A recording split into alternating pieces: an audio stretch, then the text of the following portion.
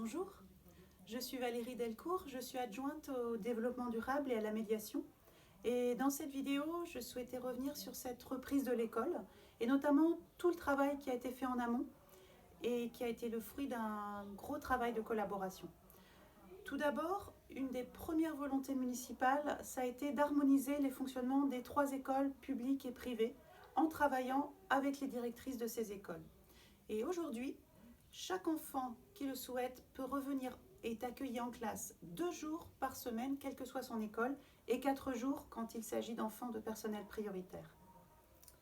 Un autre point important qui vient du protocole sanitaire du ministère de 54 pages et qui a été mis en lumière lors d'une réunion avec l'inspectrice de l'éducation nationale, c'est le non-brassage des enfants. Et à savoir qu'un groupe d'enfants d'une même classe ne rencontre jamais un autre groupe d'enfants d'une autre classe. Et c'est pour éviter ces rencontres qu'il a été fait le choix de temps périscolaire dans les classes, c'est-à-dire garderie le soir dans chaque classe, mais aussi et surtout restauration scolaire le midi dans chaque classe.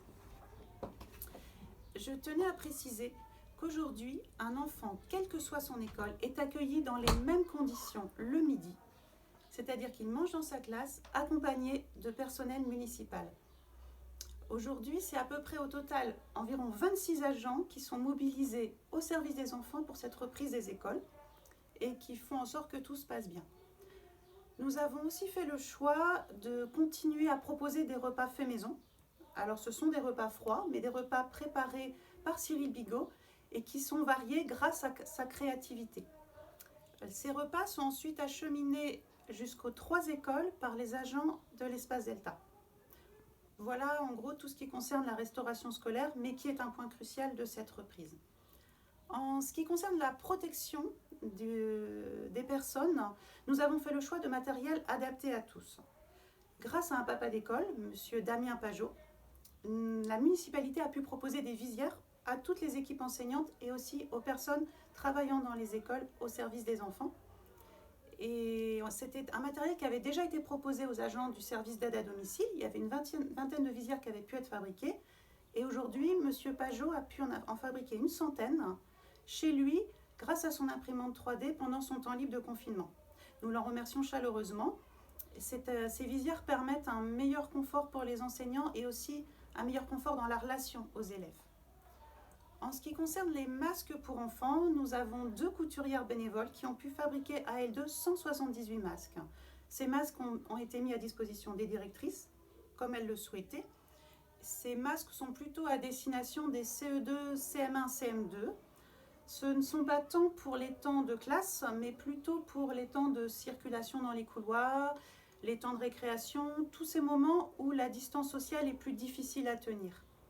À noter que enseignants et enfants ont reçu une formation pour bien utiliser ces masques et les gestes précis pour enlever et mettre ces masques.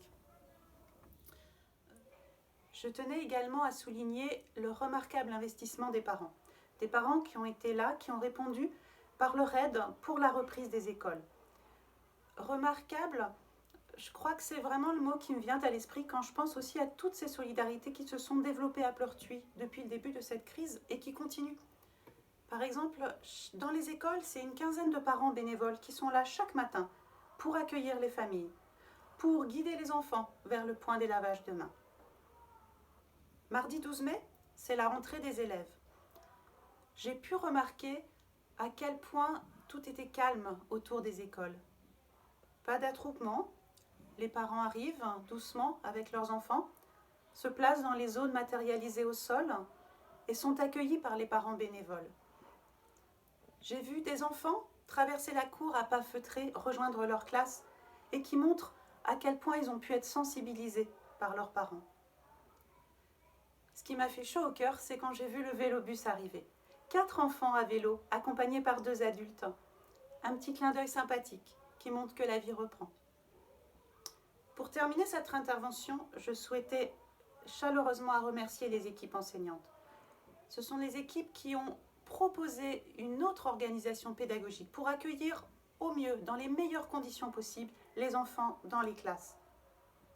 J'ai pu m'entretenir avec certains d'entre eux.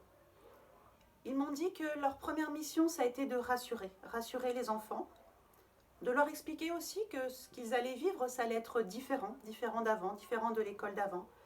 Et puis aussi leur expliquer qu'ils allaient devoir se laver les mains souvent, très souvent.